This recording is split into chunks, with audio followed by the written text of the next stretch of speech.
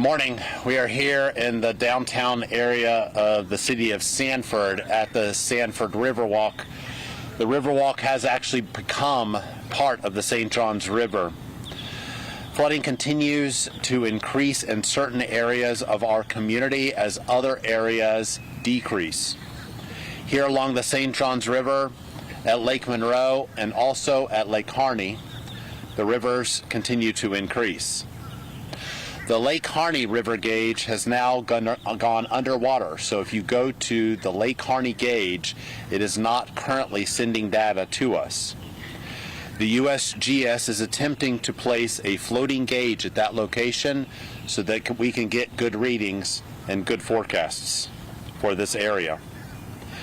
The damage assessment accounts continue to rise as other areas of our community are affected.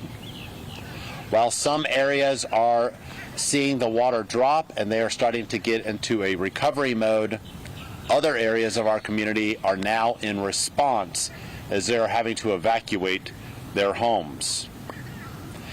Today, we know of at least 2,000 homes that are damaged. Yesterday was 1,900. So an additional 100 homes over the last 24 hours have now had flood damage due to rising waters along the St. Johns River. Seminole County residents are eligible for FEMA assistance. FEMA is on the ground here in the county.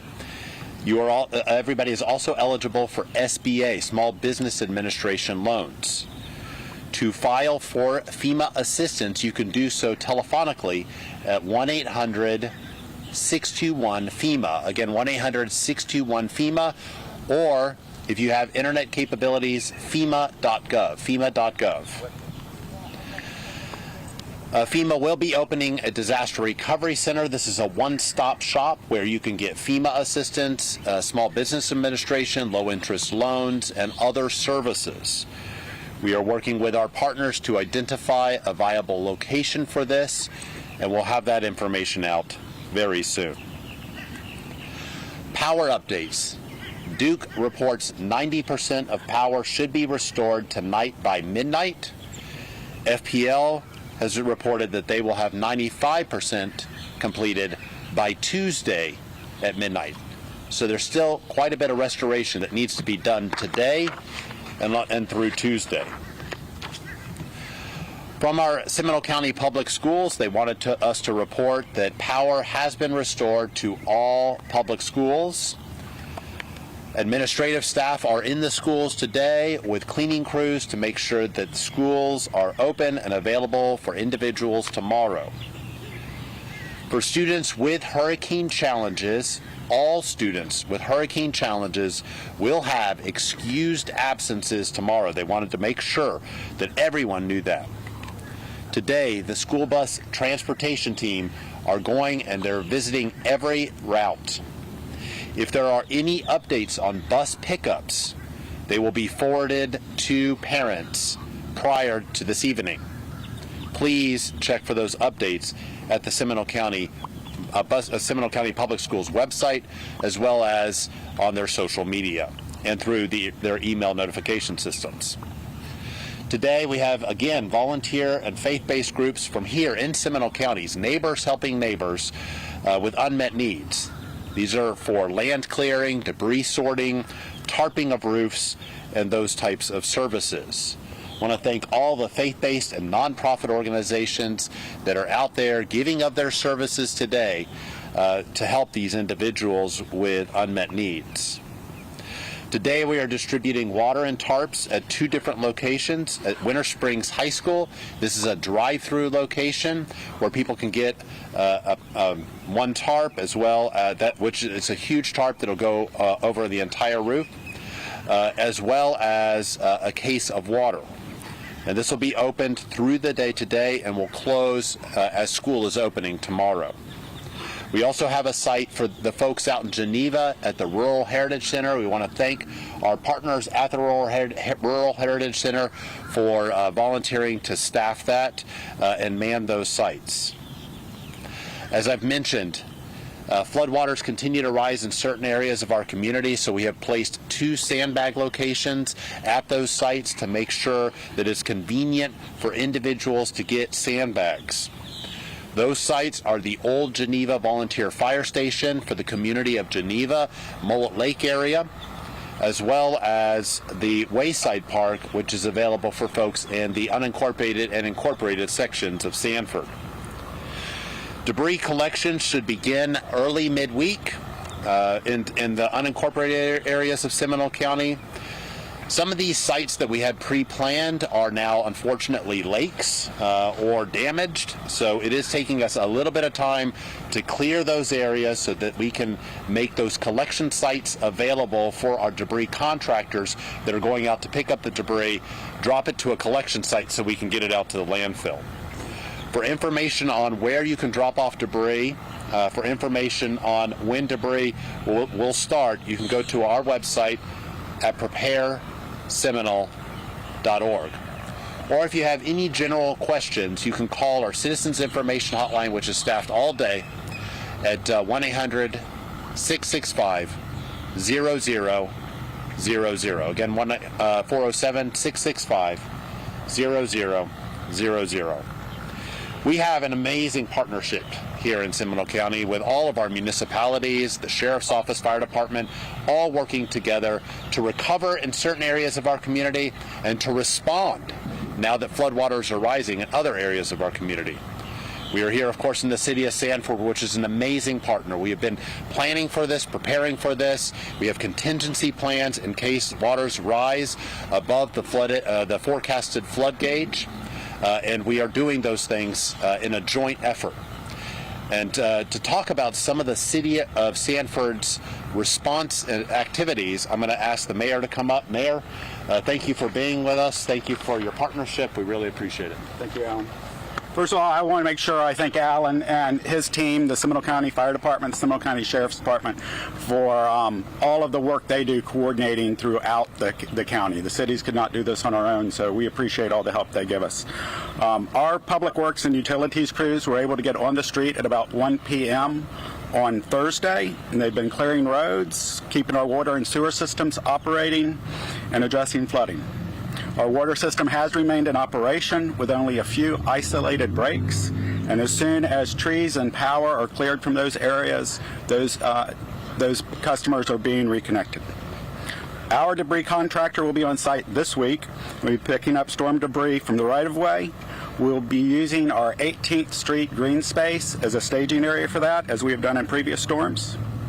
In Sanford, we have at least 18 homes that have suffered severe flood damage due to the Pump Branch Basin, which runs from Park Avenue to Mellonville and from 25th Street to the lake.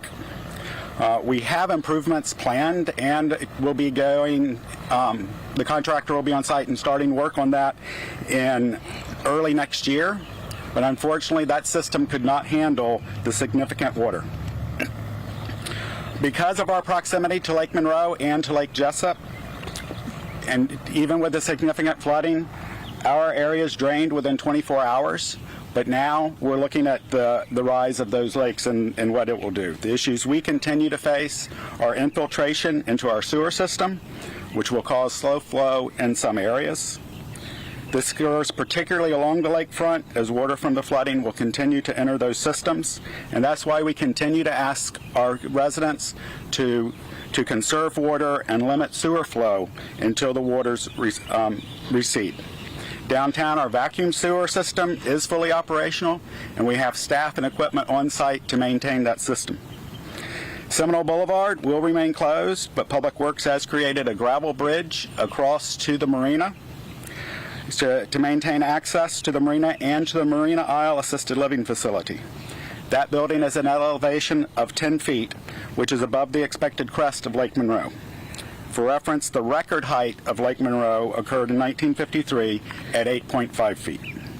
We continue to communicate with the LF and watch what happens with the floodwaters, and we'll take action as needed. While we have a lot of residents that are still working to clean up and a lot of residents without power, some good news is our downtown is open.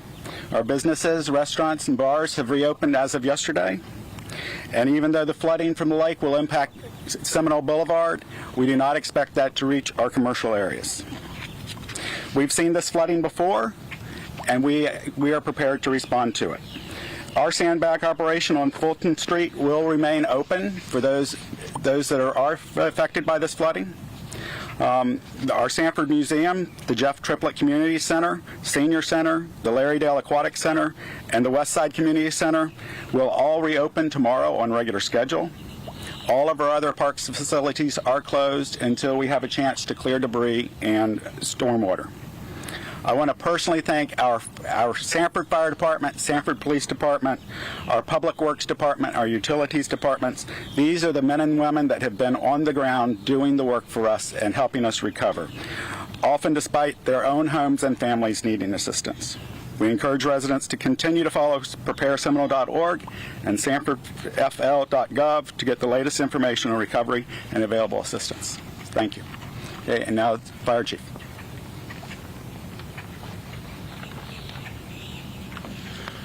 Good morning. Thank you, Mayor.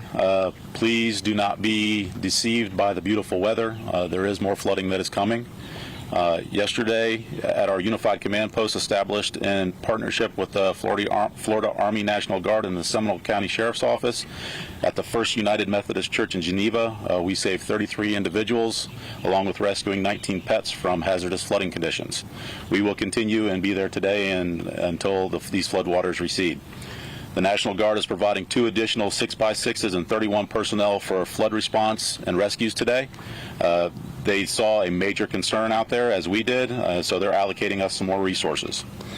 The collaboration and partnerships with the National Guard and the Seminole County Sheriff's Office, led by Sheriff Lima, have been phenomenal, and we can't thank them enough. Each rescue is a true testament to public safety and government agencies working together to serve everyone in their greatest time of need. Since Hurricane Ian made landfall here, we have rescued and assisted in nearly 175 people from floodwaters and more than 80 pets. These have been in the areas of Oviedo, Winter Springs, Altamont Springs, and Geneva. On another note, thank you to the First United Methodist Church in Geneva. As a thank you to them, some of our new fire recruits volunteered to go out and clean up the church area because they had a lot of debris that was down. I just want to thank those members those future members of our department that volunteered to do that. I would be remiss not to mention that we must stay vigilant on post-storm safety. The Seminole County Fire Department has responded to about a dozen calls for high levels of carbon monoxide in homes due to generators since the storm started. On Friday night, a mother and a child were transported from exposure to carbon monoxide from a generator that was placed in an unventilated area. We are stressing again the importance of generator safety. Remember that portable generators emit carbon monoxide, which is poisonous, deadly, odorless, colorless. You can't see it, you won't know it's there. Use portable generators 20 feet away from your home in a ventilated area. Never put it in an unventilated area. Never use a generator attached to a garage, even with the door open. Make sure to install carbon monoxide detectors. They can save your life. Also remember to turn off generators and let them cool down before fueling. Never refuel a hot generator. We've also responded to a significant amount of calls related to electrical hazard fires. Once the power is restored because residents have forgotten to turn off their stoves, major appliances, or their main breaker. To avoid safety hazards, unplug or make sure to turn off appliances and equipment, especially if they were in use before the power went off.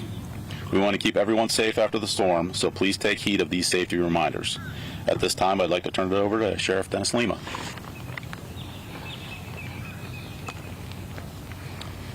Thank you, Chief, and good Sunday morning to everyone. You've heard kind of a reoccurring thing from Alan, from Art, from Matt, and myself, and I think it is incredibly important that we start off by thanking all of the people who've worked so hard, both leading up to the storm and during the storm, and still in this aftermath as we come together. Granted, many of them are public safety professionals. They work for the National Guard, they're firefighters, they're police officers, they're deputy sheriffs. But I think it's important to mention that there are hundreds and hundreds of people here in Seminole County and across our great state that work in less visible positions that have been deployed and are working in non-traditional assignments to help provide support and relief through this storm. So again, I'm so proud of our federal, state, and local partnership. There's not one of us that's smarter than all of us, and when we come together, we can do good things. So, again, let's keep them in our thoughts and prayers, because many of them have been victims of devastation in their own homes with their own families as well. When it comes to getting information, I want to encourage people to get your information from credible sources. Inevitably, when you have a lot of things going on, some people opine different opinions, and sometimes you have conspiracy theories that come in. Trust me, Alan Harris and his team and the briefings that we have been doing every single day are the most credible source of information when it comes to the storm, the flooding, and what you can expect for the days to come. It's already been mentioned that some parts of our community are starting to look like they're getting back to normal, right? Some people in various areas that are not fed along the St. Johns River maybe had water in their roadway, maybe had a commute that they do every single day, and says, you know what, it looks like it's getting much better. Granted, there's areas of our county and our community that look like they're improving significantly. But this image and video that we have behind us really shows the other story that's going on out there. Some of these boats that are pretty large boats are almost level with the roadway, and is anticipated that the water will continue to rise. So I want to thank our media partners, because you telling the story, getting out there and putting yourself in hazardous conditions have minimized the people that felt like they needed to go around and see these areas for themselves. So having this video, having kind of a glimpse of what's going on, and keeping all of those folks that live in and around the Little Wekiva, the Little Econ area, and of course the Lake Harney, St. Johns River is going to be incredibly important. The Seminole County Sheriff's Office is proud to continue with our unified command in the Geneva forward operating post. That's an area that we're doing sandbag distributions, and we're responding for calls for service directly from that location. When calls come in, they go into the EOC in Sanford, then they're rerouted to that location so we can deploy directly from there. We want to thank the Florida authorities at the state level for adding some FWC additional airboats. We got 2 airboats additional to help us with our safety responses. And again, I want to underscore, if you're thinking about evacuating and that water is rising and you're hearing the reports that it's likely to get worse than what it is now, please make that decision to evacuate with you and your family and your pets during daylight hours. It is much safer to evacuate during daylight hours than the middle of the night, not only for you, but for our safety professionals that are getting out there. So make that decision earlier in the day. If you are choosing to stay, I want to also remind you of the hazards associated with flooding. Right? There's a lot of alligators in Lake Jessup and in the St. Johns River, and there's snakes, and there's all these things that are potentially dangerous to human beings. If once upon a time they're back in the backyard in the lake or on the river, now they're up on your front doorstep. So again, be mindful when you're out there and take safety precautions. We continue with our sandbag operation. We had inmate workers of the Seminole County Correctional Facility help fill and distribute hundreds and hundreds of bags yesterday. I think that the number at the end of the day was more than 600 bags that they filled yesterday. And again, that operation continues. Our school resource deputies are helping with water distribution that you already heard about at Winter Springs High School. Again, those school resource deputies, those judicial deputies have been shifted to non-traditional assignments until school starts back and courts get back in operation. Our team is standing to work with the USGS, the Geological Survey System, because their surveys are right now currently underwater. And we may be working with them to drop new survey stakes that are visible, that are not completely overtaken by the water. Again, we're continuing to assist citizens in the Little Wekiva area. I want to thank all of the leaders in the Altamont Springs area. City Manager Frank Martz has been a great friend, a great partner. Chief Riggs and his police department, his police officers, we've been doing a lot of work for the citizens that are out there, so that continues. A word of caution as people kind of are recovering. We have not had any reports of price gouging that I'm aware of. Some of those reports may have gone directly into the Attorney General hotline and phone number, and I'll give that phone number again. If you see that, that's 866-9-NO-SCAM, and that's situations where people who are normally selling gas for whatever it goes for now, $5 a gallon, they're kicking it up to $7 a gallon, or somebody who's selling plywood or other type of emergency response type of materials. If they're kicking those prices way up, those are the calls that should go to the price gouging hotline that is run by the Attorney General. Unlicensed contractors is very likely that you'll see as soon as people see that there's money to be made. You have legitimate people who are stepping up their work, and then you have sometimes unlicensed people who want to do contractual work on your home. Just be very cautious of people who are soliciting, knocking on your doors, and selling you whatever type of service that they're offering. Again, many of them are legitimate people doing good work. Some are unlicensed people looking to try to make an extra buck. Lastly, and to kind of echo what Alan had said, is our faith-based partners are so incredibly important. And it does not matter what your faith is, because people have gathered this week and for the churches today, at churches and synagogues and temples and the mosques, finding ways that they can come together and help our community recover. And I want to thank them for that. I want to thank them for their continued prayers for our community and collaboration as we come together to rebuild. Alan? Thank you, Sheriff. Any questions? I have a quick question. Sure. So for the Lower Wekiva River area, is that one of the areas that we're going to see a decrease in flooding as it flows out and then into areas like this? Yeah, typically the Little Wekiva River is a very flashy, so it floods very quickly and it lowers very quickly. The very interesting thing about this particular event, and we've never seen this before, that it isn't decreasing as fast. So there's a lot of statistical data. The hydrologist from the National Weather Service was out here just 2 days ago to identify why that's occurring, and potentially we have some mitigation projects that are already taking place on the Wekiva River that should help that in the future. Will those actually help that, and why isn't not decreasing much faster? And it could potentially just be because, I mean, this is a historic event. We've never seen this before, so the amount of water that's coming from Orange County and other counties, which has to make it through the Little Wekiva River, it may be just so much that it just can't flash down as fast as it flashed up.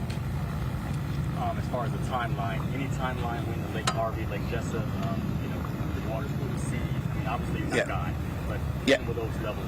Yeah, so Lake Harney is due to crest in the next couple days.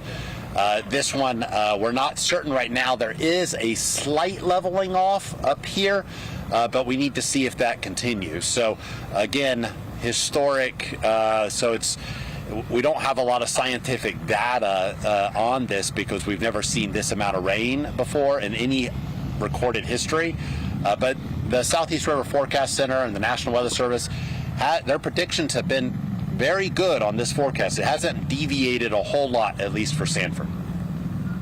Do you anticipate more rescues still happening today, or do you think that everyone that needed to be... I'm going to let the fire chief answer the rescue call. So, Chief?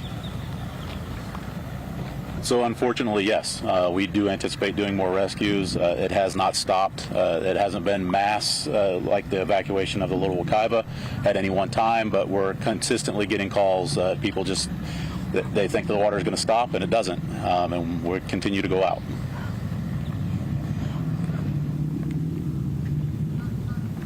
Any other questions? All right, I want to thank you all for being here today. So this will end the press conference, but I wanted to let you know one of my favorite places to eat, and it's not because you're here, all right, is the Sanford Pizza Company, which is right there, and that's the owner, and he happened to walk up. Hopefully your store will not be affected. I pray that it is not, and I know he's doing a lot of things, so if y'all wanted, I asked him before, I singled him out, and so if you did want to talk to an owner that may be affected and what he's doing, so okay, all right, thank y'all.